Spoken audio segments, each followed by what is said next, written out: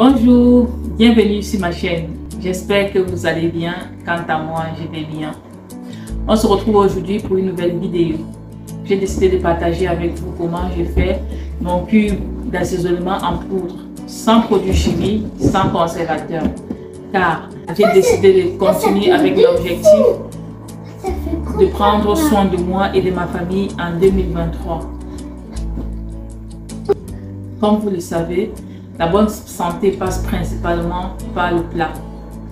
Alors, sans plus tarder, je vous dis à tout de suite de l'autre côté. Nous voici donc à la cuisine. Il est précisément 10h30. Je viens de me lever. Les enfants sont encore couchés parce que nous sommes couchés très tard hier. Et sans avoir fait la routine du soir.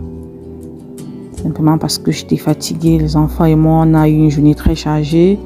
Donc, on a pris notre dîner et puis direct tout le monde était KO. Nous sommes allés se coucher. Et c'est aussi important de lâcher prise.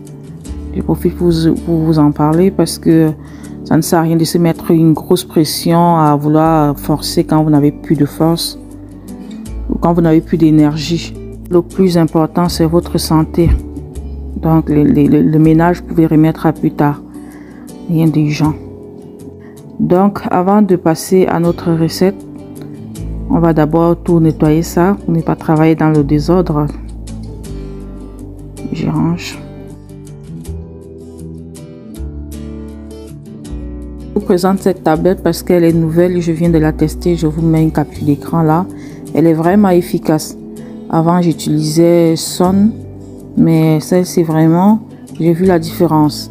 Elle fait briller la vaisselle et même les casseroles, elle les lave correctement. Je pense que ce sera ma tablette dorénavant.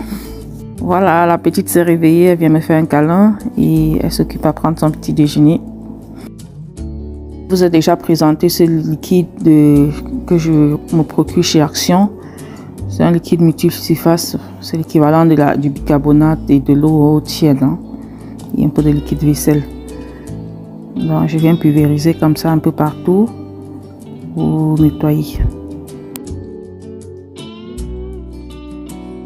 Pour entretenir mon plan de travail afin qu'il reste toujours blanc comme le premier jour, j'utilise la pierre d'argent que je viens frotter comme ça. Ensuite, je vais rincer avec ma brosse du style mauve. Je mettrai une photo là.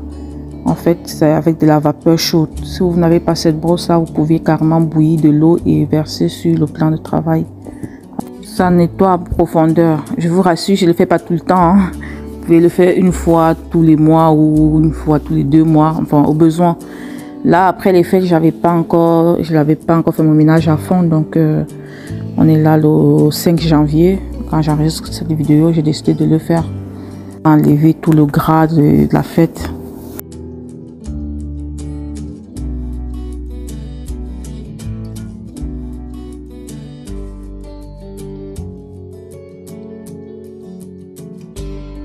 Puis je viens sécher avec un chiffon microfibre.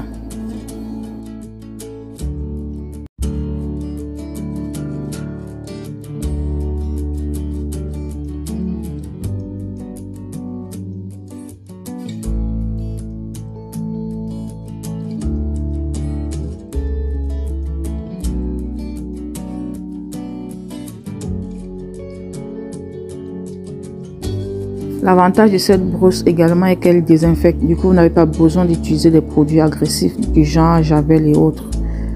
Et comme vous voyez, c'est trop propre, mais vraiment, elle brille de 1000 feux. Maintenant que le plan de travail est propre et les façades de la cuisine aussi nettoyées, je vais sortir les ingrédients pour qu'on passe à la recette.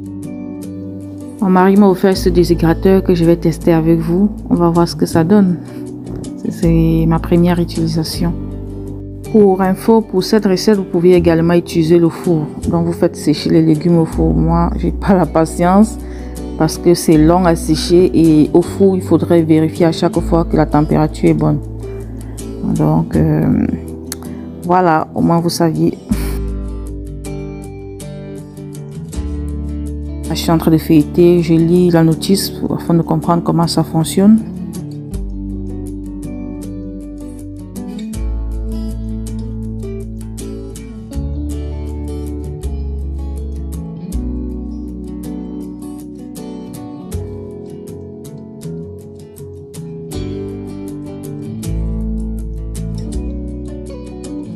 Chaque appareil, avant la première utilisation, il faudrait le nettoyer.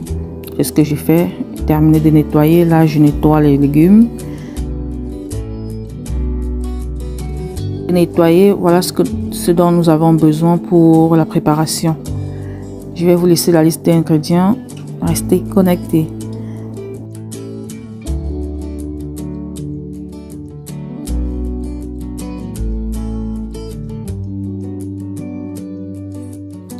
Tout étant nettoyé, je viens sécher les différents compartiments de la machine et je les remplis. Je mets en bas les éléments, enfin les ingrédients un peu plus lourds comme des carottes, de l'ail, du gingembre. Je les mets au fond et au fur et à mesure je mets les éléments un peu légers. Voilà, vous étalez comme ça sans les doubler.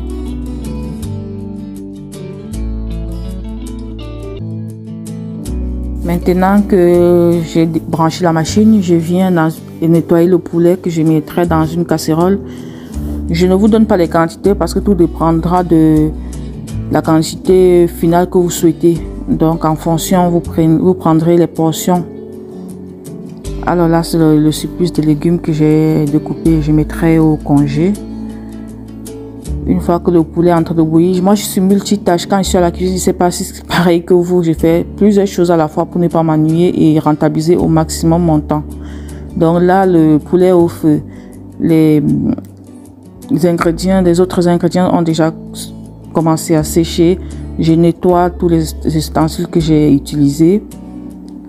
Et voilà.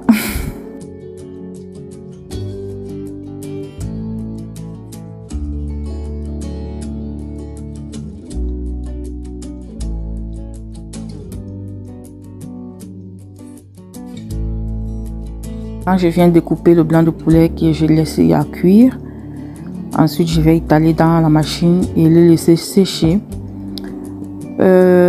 Normalement 24 heures suffisent, mais moi étant donné que c'était la première fois que j'utilise cet appareil, j'ai pas voulu laisser toute la nuit parce que du coup je sais pas comment ça se comporte. Je suis pas sûre d'avoir bien respecté les instructions. J'ai préféré l'utiliser 2 jours, ce qui fait que je l'ai utilisé en 2 journées. Donc avant d'aller dormir, j'ai éteint et le lendemain j'ai remis en route. C'est un peu ça. Et la prochaine fois, étant donné que voilà, j'ai déjà pris la main, la prochaine fois ce que je ferai, je laisserai toute la nuit. Comme ça au petit matin, ce sera ok. Alors, plusieurs heures sont déjà passées. Il est précisément 12h30 là. Donc j'ai décidé de faire la semoule pour manger avec le reste de gombo que j'avais au frigo. J'aime bien le gombo avec de la semoule et le gombo est très bien pour la santé. Je vais vous mettre quelques bénéfices du gombo là sur le côté. Avant, je mangeais simplement pour m'alimenter, mais aujourd'hui que je me pose des questions, des apports de chaque nutriment, c'est où j'ai découvert que le gombo a beaucoup de bienfaits pour la santé. Du coup, je m'efforce à le mettre au moins 2 à 4 fois par mois dans mon menu.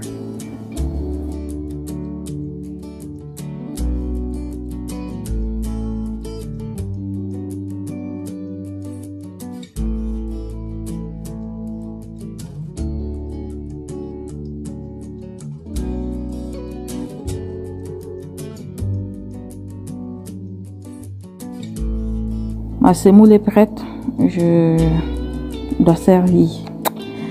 C'était trop bon. Bon appétit. On se retrouve pour la suite de la préparation. Malheureusement, j'ai perdu une bonne partie de la vidéo car j'ai fait une mise en ligne qui n'a pas fonctionné. En voulant remédier au problème, j'ai dû supprimer par erreur l'écran de la vidéo. Alors, pour vous expliquer ce qui s'est passé, il suffira juste de prendre tous les éléments, les ingrédients secs, les faire mixer en rajoutant les ingrédients dont on n'avait pas besoin de sécher parce qu'ils étaient déjà secs, notamment le curcuma, les crevettes, le poivre blanc. Donc les éléments secs que vous voyez en image, je les ai rajoutés et écrasés. Puis voilà le résultat final. Merci d'avoir regardé la vidéo jusqu'ici. Je vous dis à très bientôt avec une nouvelle vidéo.